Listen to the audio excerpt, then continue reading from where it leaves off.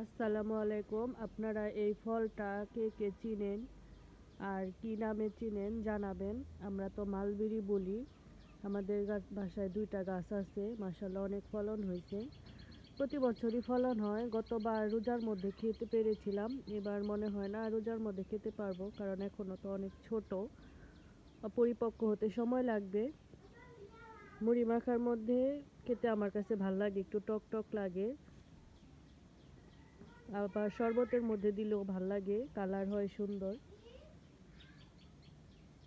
2টা গাছ, এই যে 2টা গাছ পাশাপাশি, 2টা গাছেই ফলন হয়েছে ভালো, আলহামদুলিল্লাহ, মাশাআল্লাহ।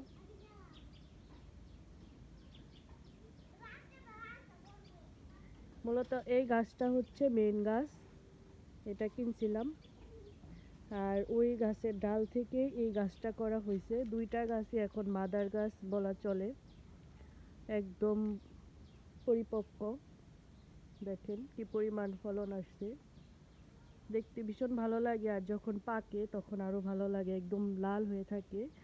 আর আমরা যতটা খাই না খাই, পাখি এসে বসে থাকি, সেটা দেখতে আরো বেশি ভালো লাগে।